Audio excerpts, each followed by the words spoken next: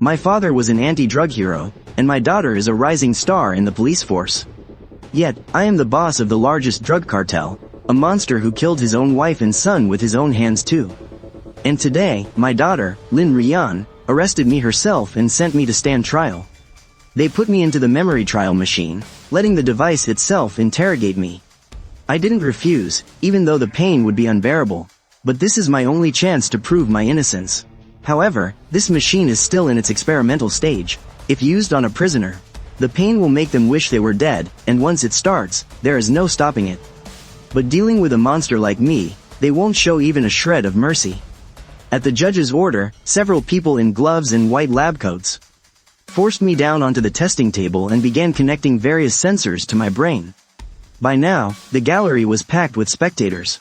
A gray-haired old man in his 70s or 80s wept bitterly, his face drenched in tears, crying out, "You absolute beast! Yuchu was your wife, Shaokai was your own son. How could you be so heartless?" Hearing his voice, I raised my head, trembling all over, my bloodshot eyes filled with exhaustion. In a whisper so quiet only I could hear, I muttered, "Dad. This is my father-in-law. Back when I had absolutely nothing to my name, he was the one who handed Yuchu's hand to me. He said he believed I was a good man, and since his daughter loved me too, he was willing to take a gamble on me. But in the end, I made him lose everything. Lin Wei, you have disappointed us so deeply." From the gallery, several middle-aged men in uniform looked at me with eyes full of disappointment. I glanced up at them, then lowered my head again. We used to be classmates, and I was once the most outstanding one among them all. My future should have been far more brilliant than theirs, but instead, I chose a path of no return. "Your Honor, the memory trial machine is ready." "Very well, let us begin." With a wave of the judge's hand, a massive screen slowly lowered before the crowd. The crackle of electrical current buzzed in the air. Inside the memory trial machine, I felt a sharp, agonizing pain, as if 1,000 needles were piercing my brain. But I was strapped down so tightly that I couldn't move an inch. Several cameras were aimed at the screen. This trial was going to be broadcast live nationwide. As the machine extracted my thoughts, many of my memories would be projected onto the giant screen. This was their chance to take a good, hard look at just how monstrous and utterly evil I, a living demon on Earth, truly am. Static flickered across the screen twice, before resolving into a scene. It was a desolate, barren mountain. Several small dirt mounds rose from the ground. Kneeling alone in front of one of the freshest mounds was a young boy of about 7 or 8. Tears streamed uncontrollably down his face. Not far away, several police officers stood with bloodshot eyes. Those damn drug dealers. Old Lin was only a few days away from retirement. Just a few days. How could this happen? Poor little Lin Wei is so young. Now he's lost his only family. All of old Lin's sacrifices. No one will ever see but us. The blood he shed, no one will ever feel but the very earth beneath him. He could never stand in the light. Even after giving their lives, they can only be buried in this desolate, God-forsaken place. These voices echo clearly from the speakers right next to the massive screen. Watching this scene, every single spectator in the audience can't help but sigh with deep sorrow. They feel it's truly tragic. After all, his father was a heroic anti-drug officer, and his daughter is Daxia's rising star in the police force. Both of them are so outstanding, yet he turned out to be absolute scum. My daughter, Lin Rian, stares at that weak and pitiful figure on the screen. It closely mirrors her own helplessness and despair when she knelt before the graves of her mother and brother. There is no sympathy in her heart, only a deepening, burning hatred. And now, as the transparent trial device extracts my memories, it inflicts agonizing pain, making me struggle and writhe in torment.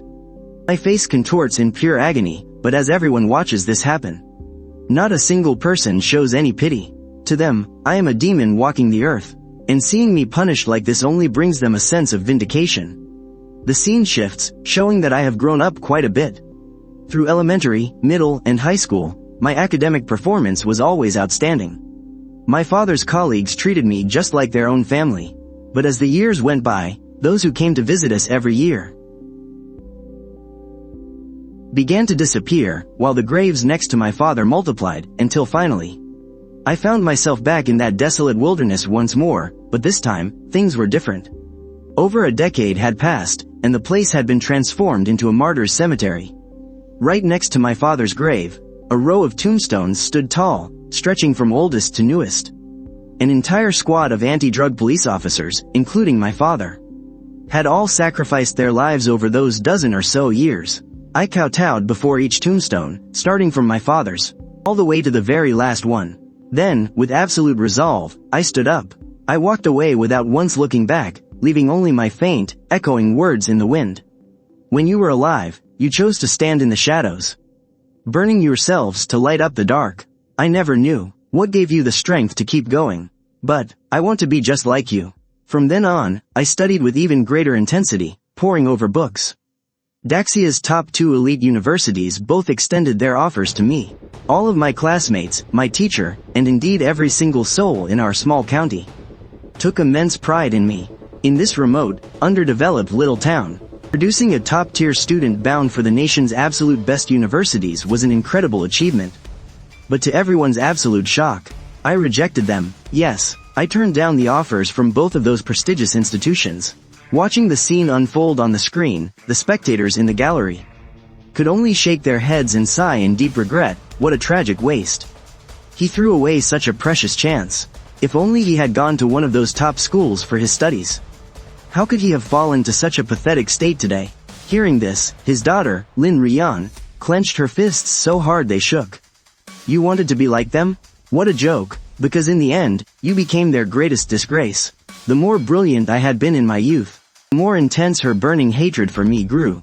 Over in the jury box, a white-haired old man bowed his head, speaking in a voice heavy with grief. Back then, he was the most brilliant, most promising student I had ever taught. But why? Why did he turn out like this? It's all my fault. It's my sin. I raised this monster. That old man was my homeroom teacher back then. Because of my special circumstances, he always looked out for me. He helped me so much during my school years. Who would have thought that I'd end up becoming a monster hated by everyone? The scene on the screen shifts. A young boy is standing at the gates of a university. As he looks up at the sign on the gate, Grand Shaw First Police Academy, a brilliant spark finally shines in his eyes. Mom, Dad, is this where you two used to be? I'm finally here. I stride through the academy gates, tightly holding my admission letter. Inside the memory judgment chamber, I'm in agonizing pain, heavy tears rolling down my face. My mind is thrashing in agony. Mom, Dad, I'm so tired. I'm finally going to see you both. The drug lord who killed you is dead. The biggest drug ring in Southeast Asia has finally been wiped out. At this very moment, I feel like I'm back decades ago, kneeling before my father's grave. Watching this unfold, the audience in front of the screen is utterly bewildered. He actually turned down offers from the nation's 2 most prestigious universities and chose to apply to the police academy instead. A victim's relative, eyes rimmed with red, snarls with pure rage. He learned every single skill the police academy had to offer. But he didn't use those skills to fight the underworld. He used them to fight our brave police officers, to shield himself as he became a monster. My daughter, Lin Rian, watches me enter the first police academy. A wave of intense disgust washes over her. She, too, graduated from the first police academy. To think that she attended the exact same school as a piece of trash like me. Even if that man is her father, it is an absolute, sickening insult. 3 generations of their family graduated from the same academy. But while her grandfather became a legendary anti-drug hero, and she is currently fighting organized crime, pouring all her effort into it, her entire purpose in life is to capture me, this monster, with her own hands and bring me to justice. To finally give closure to her mother, her brother, and the countless victims I destroyed. Inside the memory judgment chamber, my pain continues to intensify, eventually breaching level 10. The absolute limit of human endurance. Yet, as I thrash in agony, not a single soul cares. A monster like me deserves every bit of torture. Under the watchful eyes of the crowd, as I enter the academy, they see the major I chose, narcotics control. That absolute scumbag, he's a disgrace to the entire narcotics division. The crowd roars in fury as the scenes on the massive screen continue to shift. Once inside the police academy, I threw myself into my studies with relentless focus. I mastered every textbook on narcotics enforcement. I topped the class in nearly every single course. And it wasn't just theory. From drug crime investigation, forensics, physical conditioning, tactical drills, and marksmanship, I trained as if my life depended on it, taking first place time and time again. Finally, after 4 years, our graduating class. As the top graduates of the drug enforcement major were about to graduate, we put on our graduation gowns, ran up to the tallest building of Daxia Police Academy, and sat shoulder to shoulder, talking about what would happen after graduation. Are you guys scared? Not at all. If I were scared, I wouldn't have majored in drug enforcement. There isn't a single coward among us in this major, but their future lives will be spent facing violent drug traffickers, walking on the edge of a knife for the rest of their days. Suddenly, everyone turned their eyes toward me, who had been silent the whole time. Lin Wei, what do you plan to do after graduation? I didn't say a word, but only looked up at the distant sunset. When this beautiful sunset sinks behind the mountains, the true darkness will arrive. After everyone had left, I quietly stood up and walked toward a certain room. Inside the office, an old man suddenly sprang to his feet, his face filled with utter disbelief. What, you want to become a gray man? Yes, I want to become a gray man. For the first time, my eyes shone with absolute determination. After a long silence, the old man suddenly sighed. Why do you want to become a gray man? I didn't answer, but silently pulled out a martyr's medal. My parents. Some were undercover narcotics officers, and some were gray men. When they were alive, they stood in the shadows, burning themselves to bring light to Daxia. Now, they have all sacrificed themselves. And I have grown up. Hearing my words, the old man's entire body trembled, his eyes already brimming with tears. It took him a long time to slowly control his emotions and look up at me, his face filled with pride and admiration. Your father was also one of my proudest students.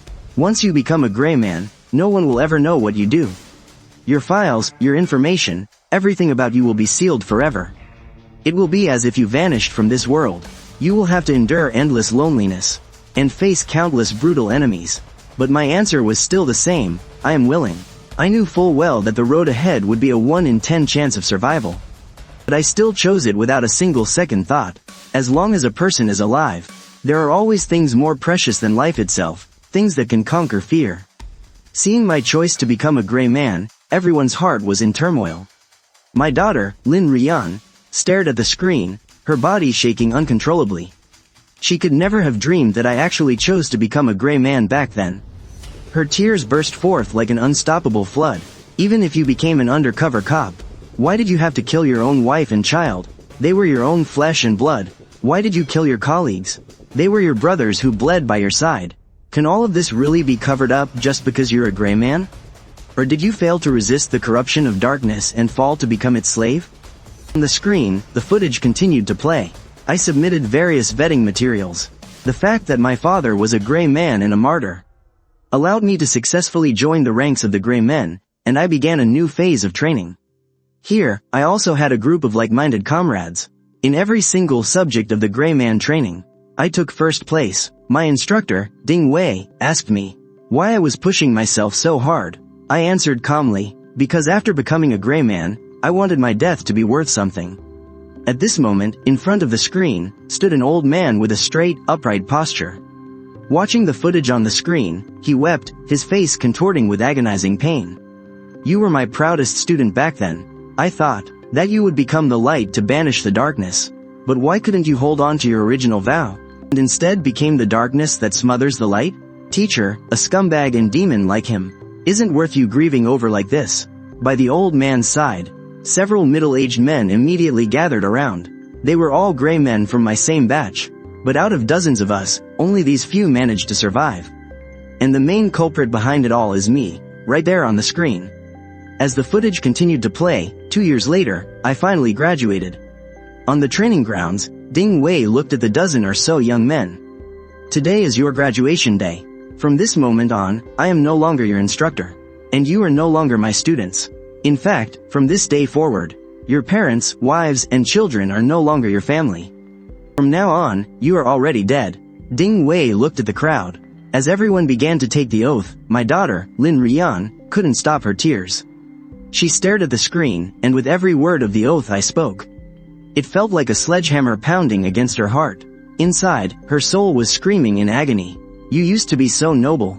But in the end, why did you still choose to betray your promise? Is this why you were heartless enough to murder over a dozen gray men? The screen kept playing, To infiltrate our target organization, I began frequenting all kinds of clubs and seedy bars. 23. I had my moments of glory in this underworld. But I was also cornered and brutally beaten on the streets by a gang of thugs. That time, I broke 3 ribs and a rookie thug who had just started out. Even slashed my left cheek with a knife, leaving a hideous, jagged scar. 3 years later, at 23, I had completely blended into this role. I carried nothing but the stench of a local thug, and after spending years in casinos, I was drowning in a mountain of debt, forced to run and hide, living on the streets. Eventually, the debt collectors caught up with me under a bridge. I had no money to pay them, and the debt collectors flew into a rage. 1 stab, 2 stabs, 3 stabs. From start to finish, I didn't make a single sound. In the darkness nearby, the examiner tightly covered their mouth, struggling to keep silent as heavy tears poured down their face. Yet, they chose not to step in and save me. Because once you become a gray man, you are entirely on your own. Before I closed my eyes, someone walked under the bridge and told me to follow him if I wanted to live like a real human.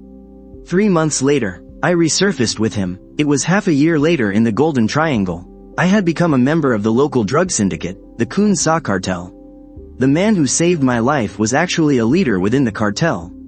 When everyone saw where I ended up on the screen, someone couldn't hold back their agitation. It's here.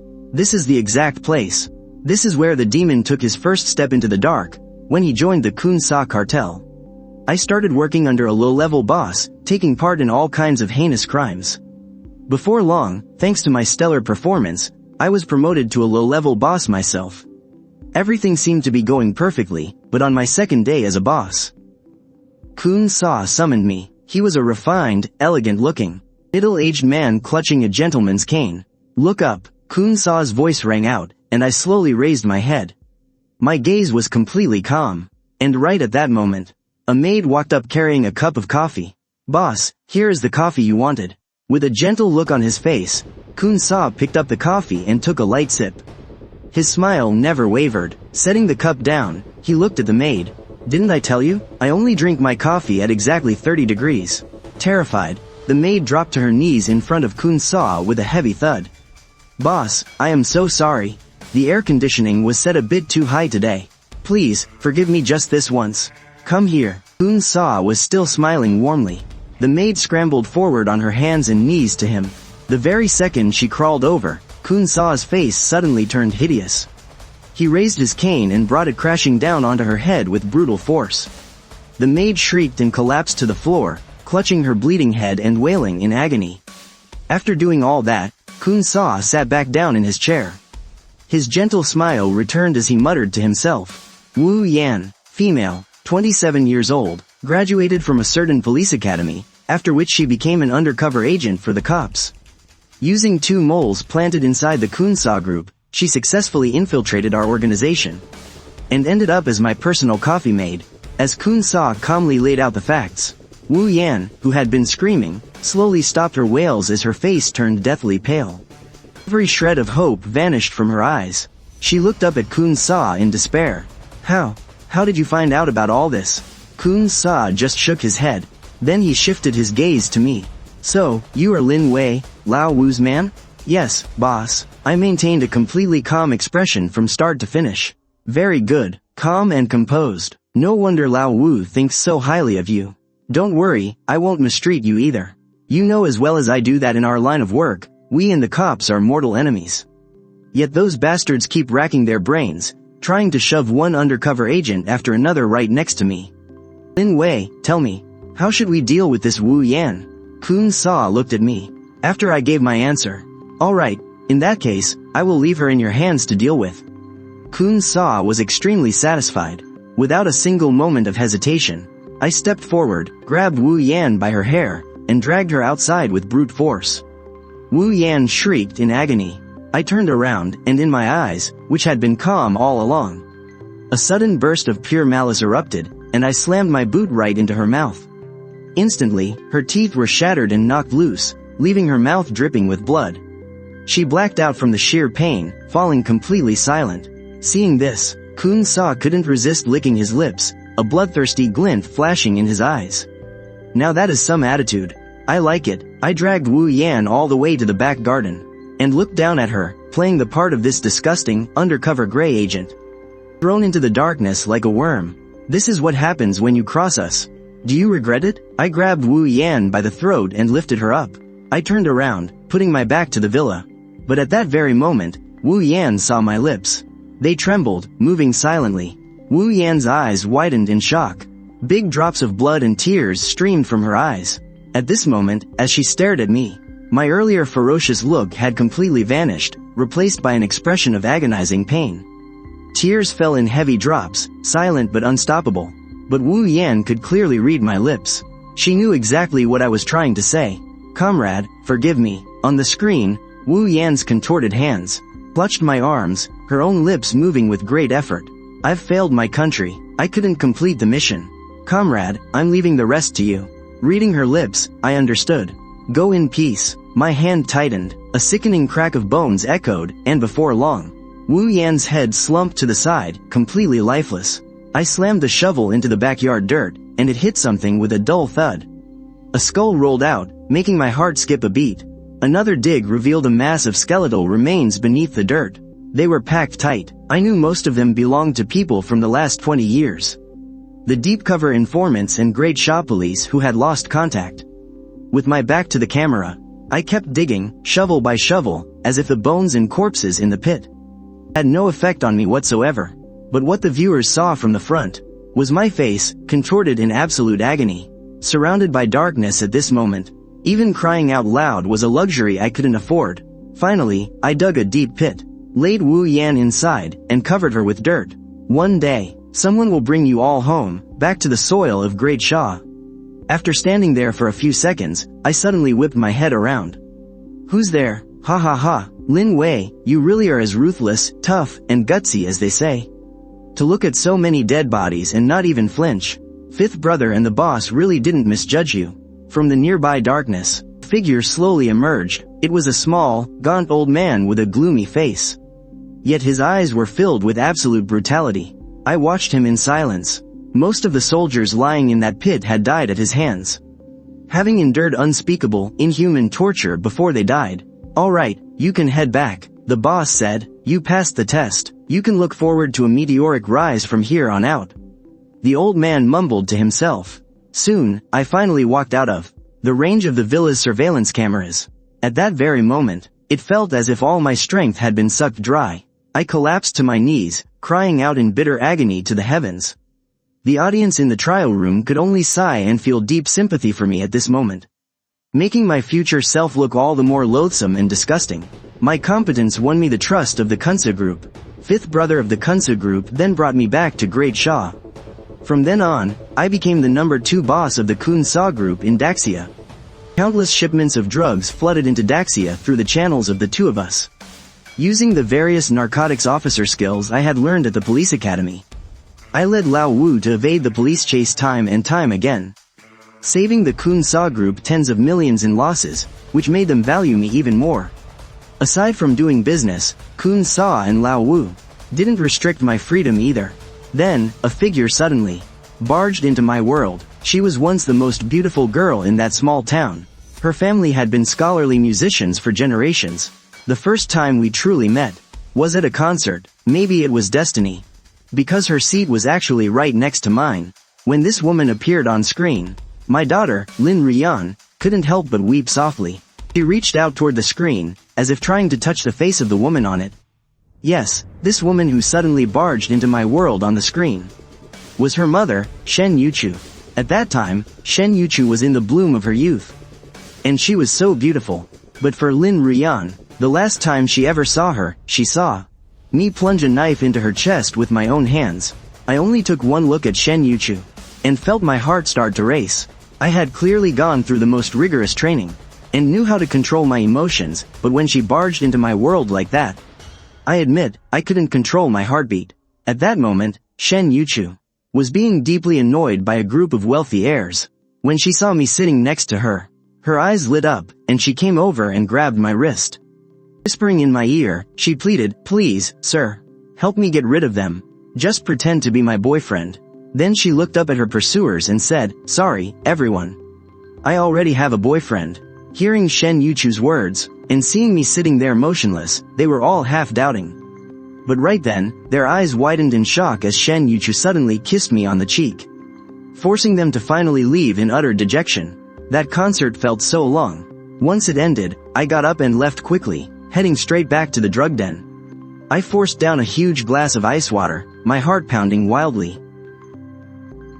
I tried with all my might to suppress that feeling in my heart.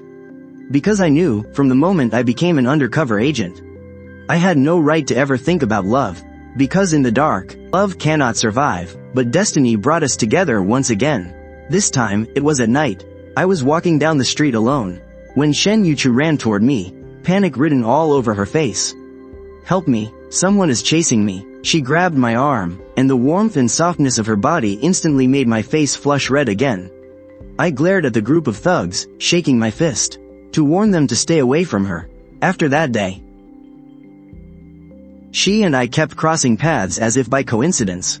Back then, I didn't know that every single one of those coincidences was the result of her careful, meticulous planning.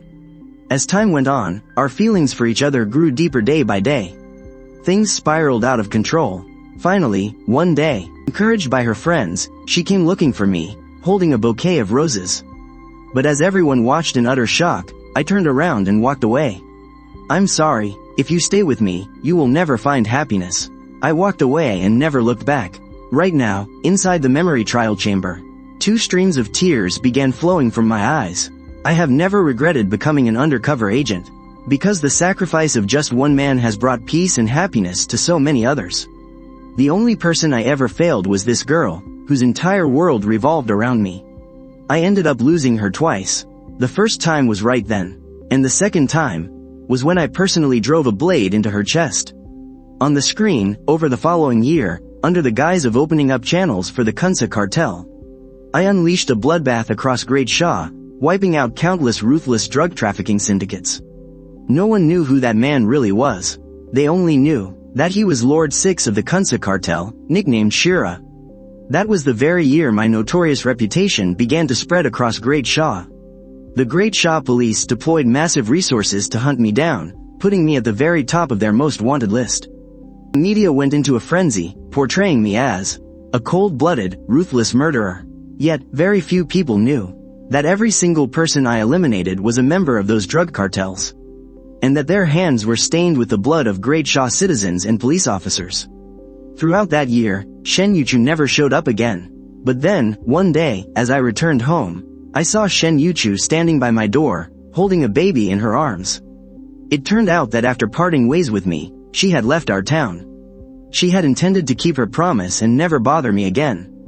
But 1 month later, she discovered she was pregnant. To hide it from her father and family, she left for a distant town all on her own. After 10 months of pregnancy, she gave birth to her first child. That child was Lin Rian. Looking at Shen Yuchu, my eyes instantly welled up with tears. The two of us had somehow found our way back to each other. That was the first time I ever compromised my own principles. In the days that followed, she and our daughter stayed by my side. We were as happy as any other loving family, as if that was the life I was truly meant to live. But the happier Shen Yuchu and I were back then, the more devastating our ultimate end would be. As the days slipped by, right when Lin Rian turned 1 year old, I found something on my front door. It was a red flyer, and I knew instantly that I had a new mission. That night, atop the tallest television tower in the city, I stood with a middle-aged man. He spoke slowly, saying, "Your performance over the past year has been outstanding. Thanks to your intelligence, we have taken down numerous cartel dens." I just looked at him in silence, without saying a word. We received a tip from an undercover agent on another line. Another drug cartel run by Chichai, because within Great Sha, most drug rings have been completely wiped out. They are advancing rapidly, wanting to seize the vacant market. What is more, they have a massive plan in the works. The agent on that line only uncovered this much before we lost contact with them.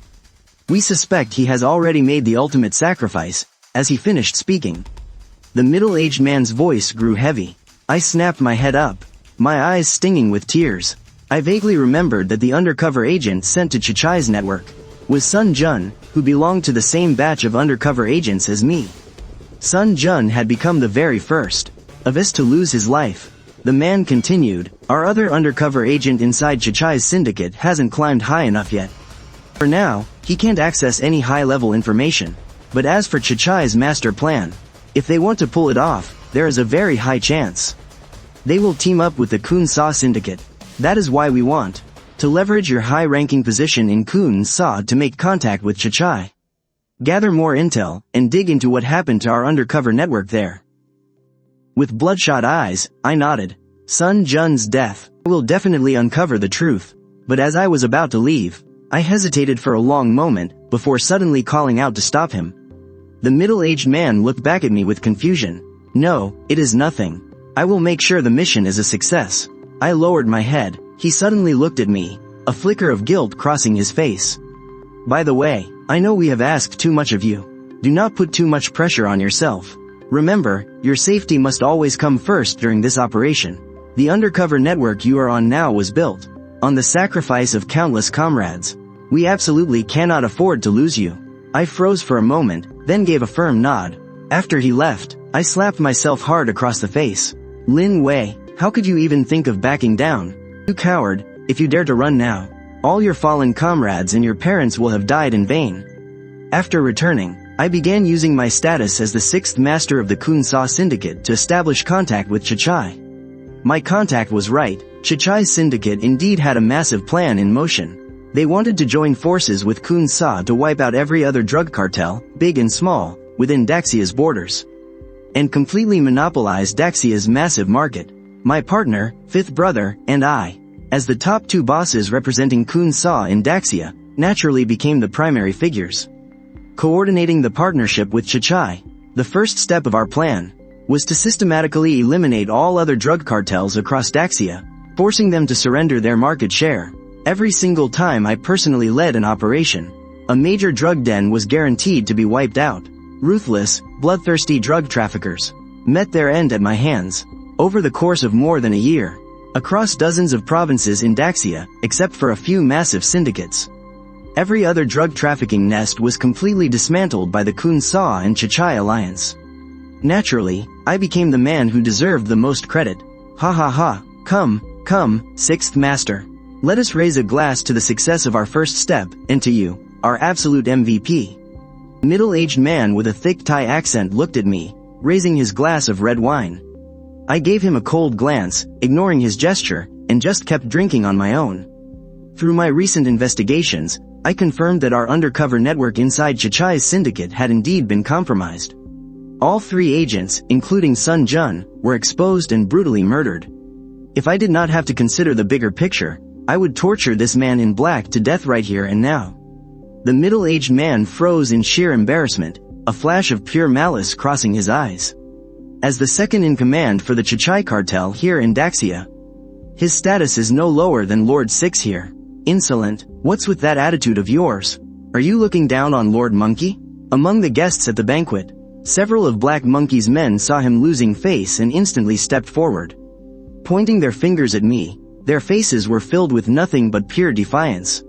I said nothing, but the 4 men standing beside me slowly stood up, their eyes burning with brutal, savage malice. One of them spoke in a cold, grating voice, if you don't want that hand of yours anymore, then by all means, keep pointing it at Lord 6. As the threat hung in the air, 4 bone-chilling auras slowly filled the room.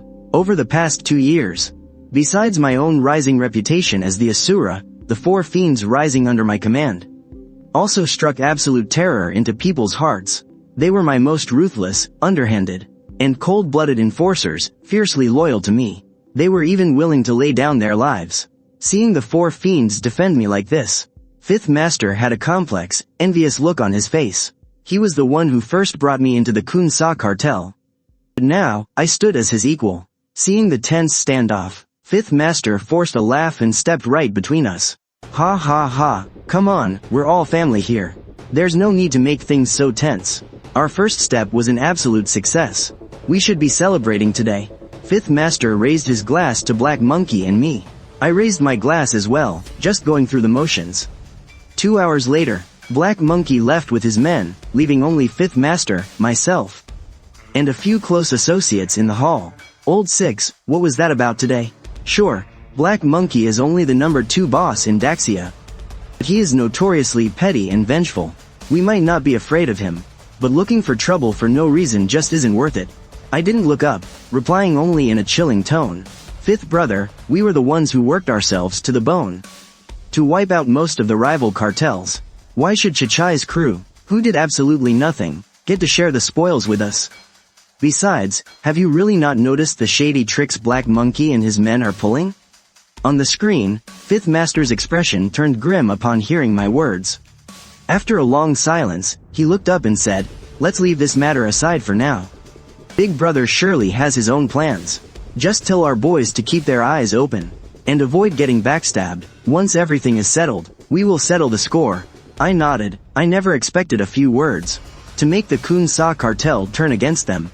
My goal was simple. I just needed to plant a seed of doubt about Chichai deep in Fifth Master's mind. That night, I held our baby in my right arm and wrapped my left around Shen Yuchu. Shen Yuchu looked up at me several times, hesitating, before finally making up her mind. "Can you please stop doing those things? Let's just leave this place, far away. Let's go somewhere where nobody knows who we are. Can we just live a quiet, peaceful life? Please?" My body stiffened. In the darkness, I remained completely silent. Soon, the alliance between Kun Sa and Chichai, as Daxia's influence rapidly expanded and the dust finally began to settle. Kun Sa and Chichai finally decided to make their move. The first batch of drugs bound for Daxia was as much as nearly 100 tons. If these 100 tons of drugs were to flood into Daxia, the resulting devastation would be absolutely catastrophic. After thinking it over again and again, I finally chose to pass the tip along. Upon receiving the intel, Daxia's Supreme Narcotics Bureau was thoroughly shaken. Is this news confirmed to be true? Absolutely, it is beyond a shadow of a doubt. This is a tip provided by one of our deep cover moles who risked his life to get it. There is absolutely no mistake. The chief of Daxia's Supreme Narcotics Bureau nodded. They immediately began to deploy their forces and set a tight dragnet, just waiting for the drugs to cross into Daxia, so they could seize it all in one fell swoop. This time, Lin Cheng, the bureau director, personally took charge as commander-in-chief, while my former instructor, Ding Wei, served as the captain of the first squad. Right at the border between Hua State and Daxia, Ding Wei led nearly 100 narcotics officers and over 100 of the most elite armed police officers into an ambush. Swarms of mosquitoes plagued them through the night. After a long wait, beams of light suddenly pierced the darkness. "They're here." Ding Wui's eyes lit up, and everyone instantly snapped to full alert. Through the dark, they could clearly see figures in the distance carrying heavy packs. In their hands, besides flashlights, they also carried AKs. "Hold your fire, don't rush into action yet. Wait until they get a bit closer. Make sure we don't let a single one escape." "Yes, sir." When he saw all the drug traffickers stepping into the 50-meter range, Ding Wui's eyes flashed. He suddenly roared, "Move in. We are the Daxia police. You are completely surrounded. Drop your weapons and surrender." Bang, bang, bang. The only reply Ding Wei got was a hail of bullets from the traffickers. The moment the shooting started, the panic-stricken traffickers scattered in all directions, firing back wildly. Any hostile holding a weapon can be shot to kill. Ding Wei ordered. Within 10 minutes, except for a few who knelt down and surrendered, every last trafficker was dead. With a look of triumph on his face, Ding Wei led his team to secure the area. "Do a full search and weigh it all. Let's see how much we've seized this time." Officers stepped forward one by one and pulled back the tarps on the handcarts. Their expressions suddenly turned pale. "Captain, something is wrong. This stuff on the carts, it isn't drugs." When Ding Wei saw it, his face fell instantly. Where on earth did things go wrong? Just then, 3 blindingly bright headlights suddenly flared to life, swallowing Ding Wei and his men in their glare. Everyone reflexively closed their eyes. "Oh no, it's an ambush." The instant Ding Wei shut his eyes, he let out a frantic roar. But it was already too late. Tongues of fire spat out from all directions. The narcotics officers and armed police in the clearing were mowed down like wheat, falling row after row.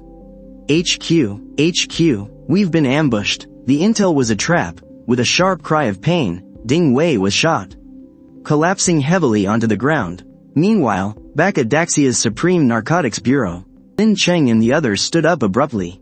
"Ding Wei, Lin Cheng shouted 3 times in a row, but on the other end, other than gunshots and explosions, there was nothing. Something has gone terribly wrong. Mobilize all surrounding police forces to rush to the border. Lin Cheng's face was filled with anxiety.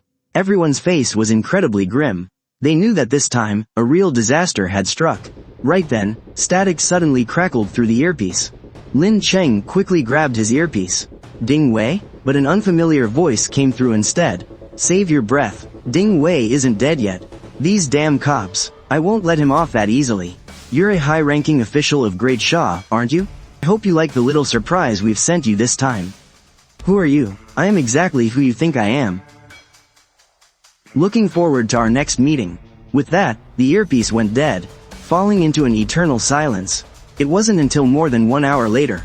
The nearby police forces finally arrived at the scene, when the photos of the area were transmitted onto the main screen. Everyone stared with wide, horrified eyes, their faces turning deathly pale. Grief gripped their hearts. On the massive screen, the anti-drug officers lay there silently, scattered across the freezing ground. Lin Cheng turned his head, his bloodshot eyes staring at the director of the Gray Man unit. Yang Chen, you have to give me an explanation for all of this. You owe an explanation to those more than 100 young men who died so tragically. The director of the Gray Man unit's face went completely pale, his eyes completely dull with disbelief. That's impossible. Our intelligence couldn't have been wrong. Then are you saying one of your Gray Men is compromised? A senior superintendent at the scene couldn't help but roar in anger, because one of the officers who had just gone on that mission was his own child. The director of the Gray Man unit, his eyes pooling with tears, clenched his fists tightly. What do you mean by that? Our Gray Men have been through the most brutal training.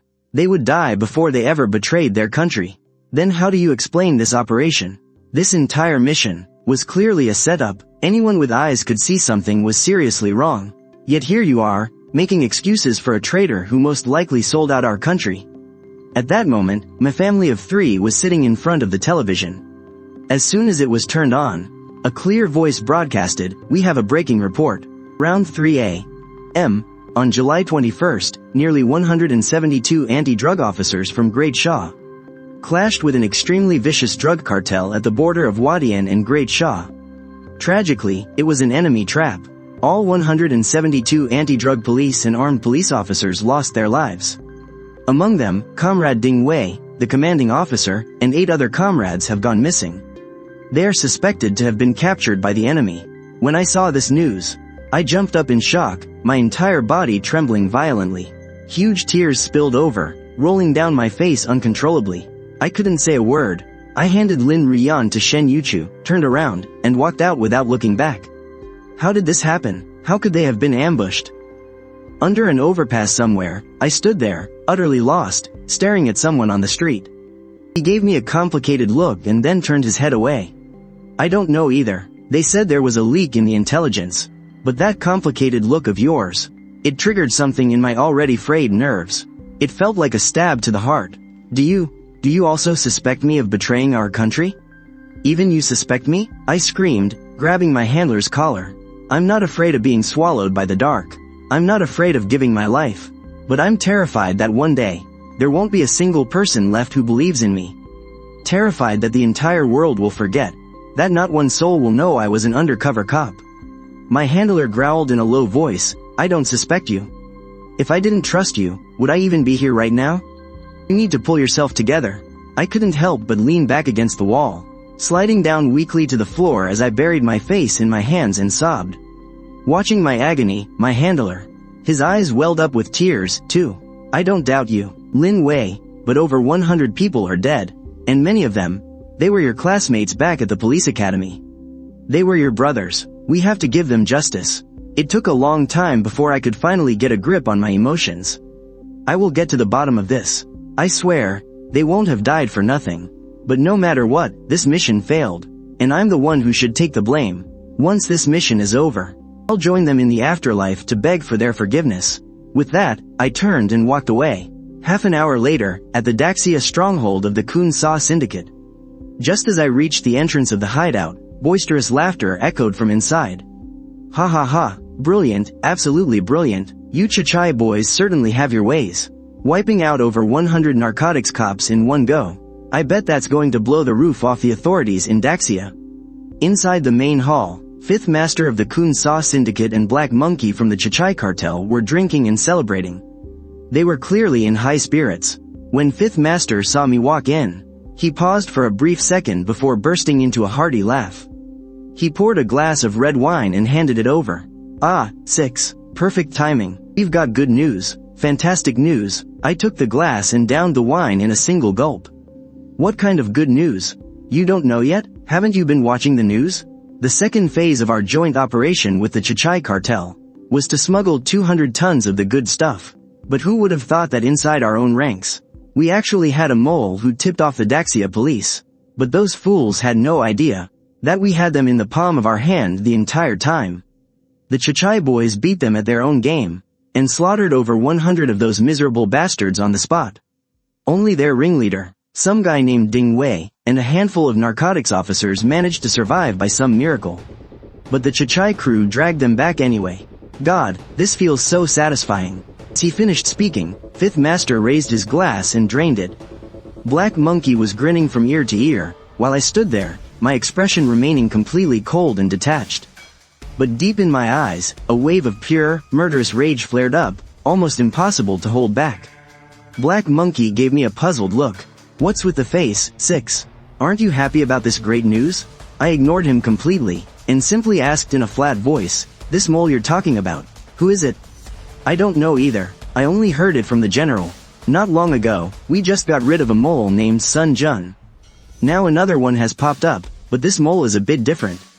None of us are sure who it is, so we're keeping quiet for now to avoid alerting them. My blood boiled with rage. Just as I feared, Sun Jun had indeed sacrificed his life. Who is the one taking action from your Chichai cartel this time? Black Monkey replied, it's our cartel's Notorious second in command, God. You have no idea, God was personally trained by the general since he was a kid. On top of that, he has a sick, twisted hobby. He loves to study brutal tortures of ancient Great Shah. Any cops who fall into his hands never make it out alive. I couldn't bear to listen anymore. I turned around and walked away.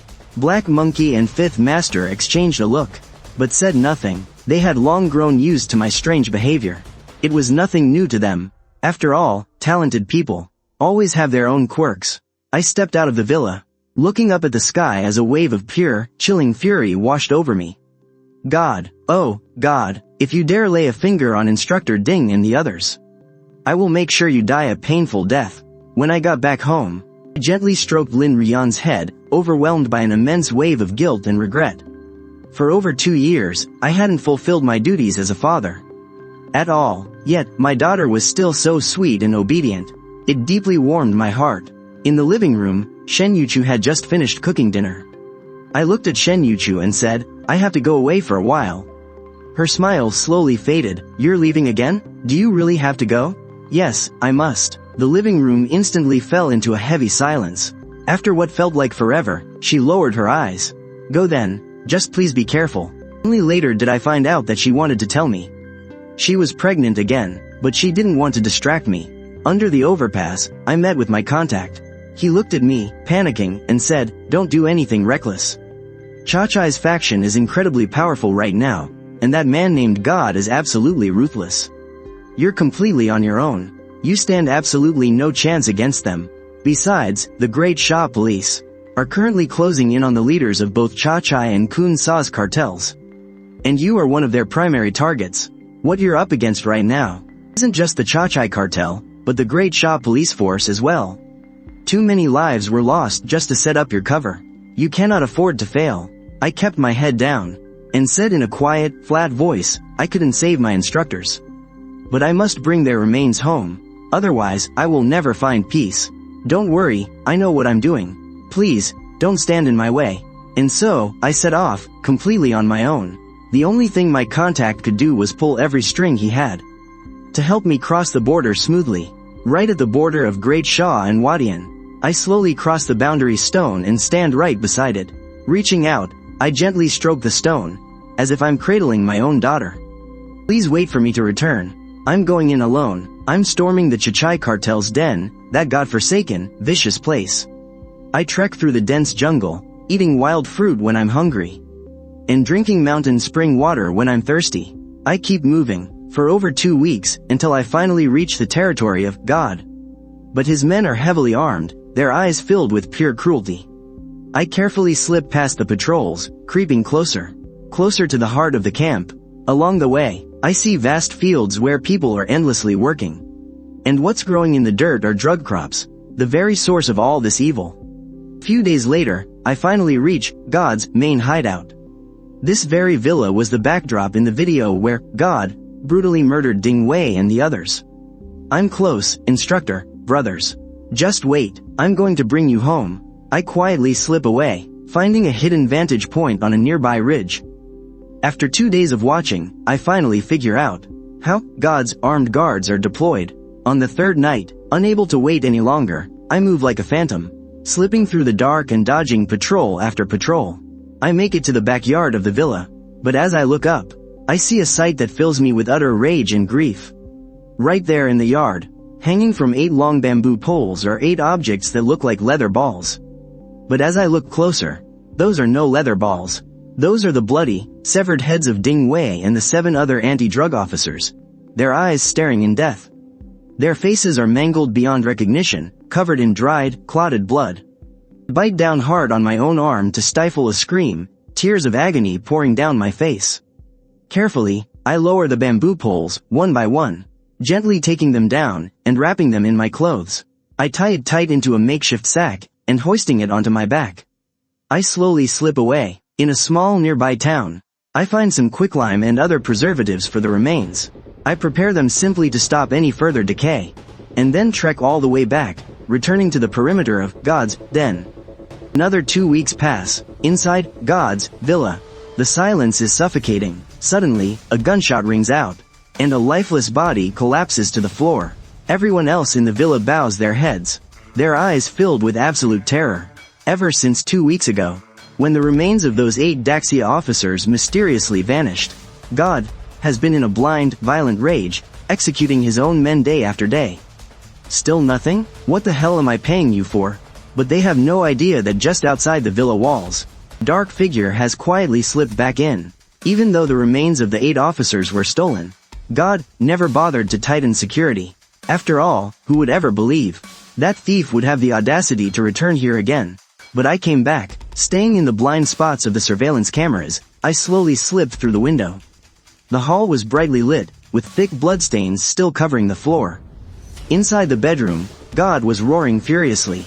Even after executing countless henchmen, his anger hadn't faded. Just then, he felt a sharp pain in the back of his head, and everything went black. He lost consciousness. When he finally opened his eyes again, he realized both his hands and feet were tightly bound. In front of him, a man stood with his back turned, slowly heating a dagger over an open flame. I slowly stood up, the dagger in my hand glowing cherry red. Seeing this, God's eyes widened in terror as he scrambled to beg for mercy. "Who are you? What do you want from me? How much money do you want? I will give you everything." Ignoring him, I just turned my gaze toward the back of the cave. There was a set of stone steps, and upon them sat 8 shriveled, eerie human heads. "Instructors, watch me closely. I'm finally avenging you." In that instant, a sudden realization hit God. "So you're from Daxia? Please, don't kill me. I'll give you whatever you want. I have $500 million in a Swiss bank account. I'll give it all to you, just spare my life." Think about it, what's so good about being an undercover narcotics cop? You might end up throwing your life away, and for what? Everything you do for the people of Daxia. Who is going to see it? Who's actually going to care? Who will even remember you? But right now, all you have to do is nod your head. And you'll walk away with $500 million. With that kind of money, you'll have everything you could ever want. By the time he finished speaking, God's eyes were filled with a smug grin. He was convinced that no one could resist such temptation, and that I would definitely set him free. Any sane person would make the right choice here. But under his expectant gaze, I couldn't help but burst out laughing. My eyes were filled with pure mockery as I looked at him. "An outsider like you, just because you know a few words of Daxia, do you really think you understand our country?" He stared back at me, his face a mask of terror and sheer disbelief. He couldn't comprehend why, when faced with such massive temptation, I still unhesitatingly chose Daxia. But he never will. A country as vast as Daxia, with 5,000 years of rich civilization. They lack our deep cultural roots and the spiritual strength that sustains us. They will never understand, I continued, a cold smile playing on my lips. As for those hundreds of millions of dollars you mentioned, compared to my conviction, and compared to the homeland and the people I've sworn to protect, let alone a few hundred million. Even if you piled all the wealth in the world right in front of me, I wouldn't spare it a single glance. So take your dirty money, and go repent in hell. Clutching the red-hot dagger, I slowly drew closer to him, while he cowered and desperately tried to crawl backward. I surrender. I'm a prisoner of Daxia now. You are obligated to treat prisoners humanely. You can't kill me. Only the laws of Great Shah have the right to put me on trial. You have no right to execute me. You're breaking the law, Shangdi shrieked in desperation. His eyes betrayed a desperate, primal craving for survival. As long as he didn't die right now, the Chichai cartel would surely receive word and send people to rescue him. That would give him a slim chance of escape, even if things went south and he ended up standing trial in a Great Shah court. The absolute worst they could do was put a bullet in his head. But the man standing before him right now clearly had no intention of letting him off that easy. I wasn't about to let Shangdi die a quick and painless death. Grabbing him by the collar and completing the task, I silently turned away. I held the dagger over the flames once more. Behind me, Shangdi kept squealing like a slaughtered pig. This round of torture lasted a full day and night. I lost count of how many times he passed out from the excruciating pain, only to be instantly dragged back to consciousness by me. After a day and a night, I looked at the severed heads of Ding Wei, the other guys, and our instructor. Big brother, brothers, I've avenged you all. Can you see me? I turned and walked out of the cave. But the path I took wasn't leading back toward Great Shah. It was heading straight toward Shangdi's stronghold. Watching this unfold on the screen, everyone was completely stunned. Lin Wei, what is he doing? Don't tell me, he's actually going back? On the screen, I kept moving forward. Hundreds of Great Shah narcotics officers had lost their lives. How could the death of just one Shangdi ever be enough? When the scene changed, an endless, sprawling field of poppies stretched out before my eyes. Right next to the field stood a small-scale factory, built specifically to refine those poppy pods. Finding a well-hidden spot, I waited patiently for nightfall. Inside the factory, there was a fuel depot that kept the refining machinery running. I popped open the caps of the barrels one by one, draining every single drop of fuel, and letting it flow down the slope straight into the poppy fields. 30 minutes later, I pulled out a lighter and tossed it right into the factory. With a violent roar, a towering inferno erupted into the night sky. The entire facility went up in flames instantly. The massive blaze immediately caught the attention of the patrols. They began frantically beating their gongs, as dozens of men spilled out of the bamboo and thatched huts, screaming in panic and running around aimlessly. But the fire was raging too hard. Combined with the scorching heat and a severe lack of water, the flames quickly tore through the poppy fields, swallowing them block by block. Burn it all to the ground. I stood in the shadows, my face illuminated by the roaring flames. The screen faded to black. When the picture returned, it showed a cemetery, but strangely, there were no names on the tombstones, nor any details of their lives. Not a single word of description was written. Instead, each bore the exact same 4 characters. Tomb of the Martyr. I located the 8 newest graves, and carefully interred the 8 severed heads into the empty graves, covering them back up with fresh soil. Instructor. Brothers, you can finally rest in peace. My eyes grew red once more as heavy tears rolled down my cheeks. I still remember Ding Hui's brave face and his bright smile from the past. I remember how that tough, iron-willed man's eyes welled with tears when we parted. I never imagined that the fierce, iron-willed man from back then would now be lying beneath this cold ground, under this cold tombstone. Without even a name on it, I wiped away my tears and stood up. Facing the 8 graves, I saluted them with a standard military salute. A few days later, a piece of news shocked the entire nation of Daxia. They had set a trap to ambush and kill more than 100 Daxia anti-drug police and armed police officers. The murderers who had later tortured and killed 8 anti-drug officers, including Ding Wei. One of the major drug lords of Wadian had their base completely wiped out, and hundreds of acres of their poppies were burned to ashes. Instantly, the entire nation of Daxia was filled with excitement, and everyone cheered. Everyone was guessing that it must have been the Daxia police who took action. The Daxia police, not wanting to dampen the public's high spirits, silently let them believe it. Only one person knew who was truly behind this. In front of Ding Hui's grave, Wu Yang Chen stared blankly at Shangdi. With excitement written all over his face, he said, "Lin Wei, you really are the most elite gray man under Ding Hui's command." A few days later, having been missing for several months, I finally returned to the Kun Sa group's hideout. I had been gone for several months, yet no one in the Kun Sa group had even noticed.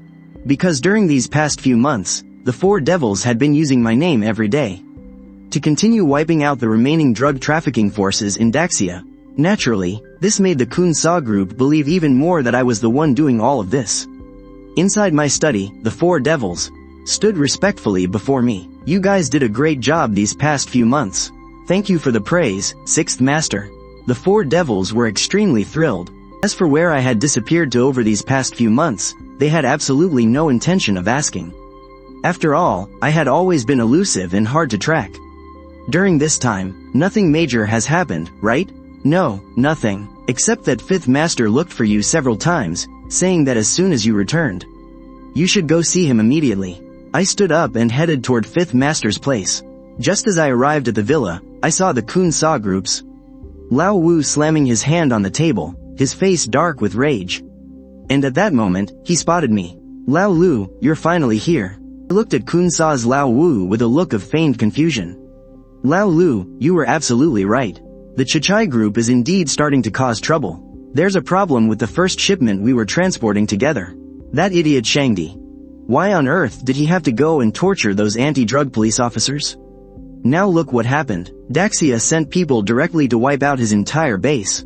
With a single fire set by the Daxia police, everything was burned to the ground. And Chichai actually has the nerve to ask us to supply another batch of goods. Don't you think they're completely brain dead?" Kun Sa's Lao Wu fumed, his eyes wide with anger. "If only I had listened to you back then and taken care of Black Monkey." My face remained calm. "Alright, Fifth Brother, since it has already happened, there's no use getting angry now. What did Big Brother say? The boss is absolutely furious too. But with Daxia taking such a hard line right now, we can't touch the Chichai group just yet. We'll wait until this heat dies down. By the way, in a few days, it's Big Brother's 60th birthday. Don't bother going back today. We'll set off together tomorrow to celebrate his birthday." Fifth Brother looked up at me. I froze for a moment as the faces of Shen Yuchu and Lin Rian kept flashing in my mind. The overwhelming longing almost swallowed me whole. But this trip to celebrate Kun Sa's birthday might be the perfect opportunity to learn more about the Kun Sa cartel. I absolutely cannot miss it. For Kun Sa's big birthday, key leaders from all over the world would set off early to avoid arriving late and displeasing him. And if Kun Sa was displeased, their end would be miserable. Fifth Brother, the four fiends, and a few of Fifth Brother's trusted men, a total of 15 people, drove out of Daxia and headed toward Wadian. On the night before Kun Sa's big celebration, Fifth Brother and I finally arrived at the Kun Sa cartel. But this time, I didn't need to wear a hood to enter. As the sixth lord of the Kun Sa cartel, I was fully qualified to walk in barefaced. Inside Kun Sa's villa, it was brightly lit and bustling with loud voices. As Fifth Brother and I walked up to the entrance, two gatekeeping lackeys stepped forward and said respectfully, "Fifth Lord, Sixth Lord, pardon the intrusion." He let them frisk us, and everyone's handguns and other weapons were confiscated. Once the search was over, Fifth Brother and I finally headed inside, while subordinates like the four fiends weren't allowed into the main hall. The moment I entered the hall, I immediately spotted Kun Sa, who was in his 50s. Holding a gentleman's cane, next to him were the second, third, and fourth lords of the cartel. I had met the fourth lord before. He was that skinny old man who used to spy on me in secret. The third lord was a burly, fierce-looking man who used to be a brutally savage underground boxing champion known as the Black King. The second lord was a man of the same mold as Kun Sa, named Kun Bu. Aside from Kun Sa himself, he held the most power in the cartel, with up to 1,000 tons of drugs passing through his hands every year. When they saw Fifth Brother and me walk in, Kun Sa and his men turned their heads. The Black King let out a hearty laugh and was the first to stand and welcome us. Ha ha ha, 5th and 6th are back. Kun-sa looked up as well, a faint smile in his eyes. You two certainly are busy men, waiting until the very last day of Big Brother's big birthday to return. His eyes were full of dark, cold mockery. His gaze lingered mostly on me, looking at how, just a few years ago, I had only just joined the Kun-sa cartel. And yet today, I was actually on equal footing with him. Fourth Lord's heart was filled with resentment. And most importantly, every time I saw him, he didn't show the slightest hint of fear or respect, which made him extremely displeased. Fourth brother, please don't be angry. Old Six and I are still risking our lives to take over the Daxia market. These past few months, we took down 5 more small and medium factions. We are truly doing this for the sake of the syndicate. Otherwise, we would have arrived at Kun-sa's territory long ago. Old Fifth frowned slightly, and then said with a cold laugh, "Hey, are you saying second brother, third brother, and I were able to return a few days early? Only because we're all useless? Because we didn't expand the market for the syndicate? Are we just freeloaders?" Old Fourth sneered. Old Fifth wanted to say more, but right at that moment, I reached out a hand to stop him and fixed my eyes on Old Fourth. "If you've got a problem with me, just say it to my face. No need to beat around the bush. Name your terms and I'll take you on." As my words hung in the air, Old Fourth froze for a moment. His face grew even darker. "Lin Wei, you're far too arrogant. Do you really think I don't dare touch you?" I had only one word for him. "Bring it." With a savage look on my face and my fists clenched tight, a terrifying, murderous aura instantly rolled off me. I knew that the pit of rotting bones in Kun-sa's backyard, the executioner who slaughtered them, was the very man standing right in front of me. How could I ever respect him? Just holding myself back from killing him on the spot was already a miracle. His face turned extremely pale. "How dare you, Lin Wei? You really think you're above the law? You have absolutely no respect for Big Brother, nor for us veterans." Backed into a corner, Old Fourth finally turned to look at Kun-sa. Seeing him act like this, Hei Huang couldn't help but let out a chuckle. They hadn't expected that Old Fourth would actually chicken out, making them look down on him even more. After all, as the number 4 figure in the Kun-sa syndicate who had been with them for over a decade, he was actually terrified to this extent by a young guy. It was an absolute embarrassment to all the veterans of the syndicate. "I say, Old Fourth, you're the one who started this fight, and now you're trying to shift the blame? You have no shame at your age?" Hei Huang grinned, looking at Old Fourth with even more disdain in his eyes. In his heart, he highly appreciated my straightforward, no-nonsense style of getting things done. Hearing Hei Huang laugh as well, Old Fourth's face turned increasingly grim. He spoke in a sinister tone, "Third brother, this has absolutely nothing to do with you, does it?" He stared at Hei Huang with fury. His fists clenched tight. Hei Huang stared right back, refusing to back down. Instantly, the tension in the villa became razor sharp. Seeing this play out, a faint smirk appeared on Kun-sa's face. As the boss of the entire syndicate, and a dominant warlord of the Black Triangle, the last thing he wanted to see was his subordinates getting along. What he loved most was seeing them constantly plotting and fighting against each other. Because that was the only way he could maintain a perfect balance and keep this massive syndicate firmly under his control. Kun-sa's cold, lazy voice rang out. "That's enough. You are all brothers, yet you start bickering the moment you see each other. What a disgrace. Everyone, take your seats. Have the servants serve the food. We can talk while we eat." "Sure thing, Big Brother." Before long, a beautiful maid pushed a cart loaded with Chinese food over to us and placed the dishes on the table right in front of me. "Sixth, I know you love Daxia food, so I went out of my way to find some of the top Chinese chefs in the world. These dishes were made by him. Go on, give them a try and tell me what you think." Kun-sa said, looking at me. I stared at the exquisite dishes laid out on the table. My eyes lit up. I picked up my chopsticks and took a few bites, then nodded and said, "Not bad. The Buddha jumps over the wall and these other dishes are pretty authentic. But the chili in this spicy chicken isn't Daxia chili, so the flavor is slightly off." "Ha ha ha, excellent, excellent, I'm glad you like it. Since you enjoy his cooking so much, I'll just give you the chef who made the Buddha jumps over the wall. Bring him in." Kun-sa turned and waved his hand. 2 of his lackeys marched and a man dressed in a chef's uniform The man was in his 50s, his face covered in bruises from a beating. He was even wearing leg irons, keeping his head down the entire time. His face filled with sheer terror. Sixth, this is a world-renowned Daxia chef. From now on, he's your personal chef, Kun-sa said with a smile, before turning his gaze to the chef. His smile instantly turned icy cold. Aren't you going to greet Lord Six? He is your master now. If Lord Six hadn't mentioned how delicious your Daxia dishes are, I would have buried you alive a long time ago. Trembling with fear, the chef fell to his knees in front of me and squeaked out, Lord Six.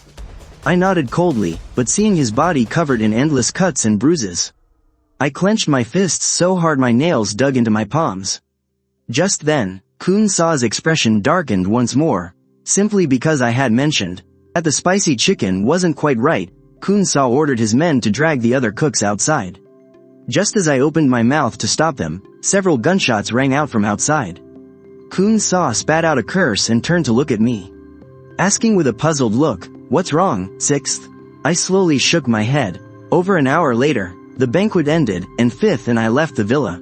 Outside, we saw a few of Kun-sa's men washing away the blood. The faint crimson stains on the ground stung my eyes. Those men had died because of me, all because of a single, careless remark. Kun-sa is an absolute monster. Early the next morning, the villa's courtyard was already filled with people. Most were various leaders of the Kun-sa cartel and regional bosses from further out. When they saw Fifth and me, everyone immediately bowed in deep respect. Yet, there were a few whose gazes weren't quite so welcoming. These were the men close to Fourth and Mouse. As time went on, more and more big shots arrived at Kun-sa's stronghold. Some came from the Black Triangle region, such as Basong, the third in command of the Chichai cartel, and the second in command of the Lo Sing Han cartel. Long Yichun and the rest. These major syndicates, along with Kun-sa, make up the massive global drug trafficking empire. Watching the second and third in command of these syndicates arrive one after another, a flash of regret crossed my eyes. If only the top bosses had come this time so we could wipe them all out in one fell swoop. It would have been a devastating blow to the illicit drug trade.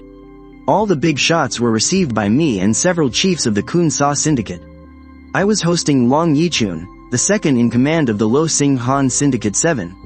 As I looked at Long Yichun, he was sizing me up as well. He spoke first. I never expected the famous sixth master of the Kun-sa syndicate to be of great Sha descent like me. You are truly young and capable, sixth master. I smiled and shook my head. You are too kind, Master Long. Compared to a veteran like you, mine is just child's play. Nearby, fourth brother, who was hosting the Mexican cartel, turned to glance at me. A flash of venomous hatred crossed his eyes. By noon, Kun-sa finally walked out slowly from the second floor of the villa.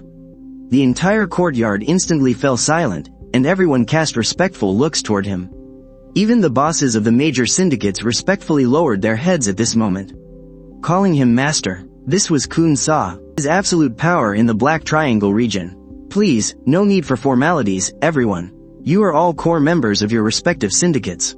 To think you would, amidst your busy schedules, take the time to attend my birthday banquet, I am deeply grateful.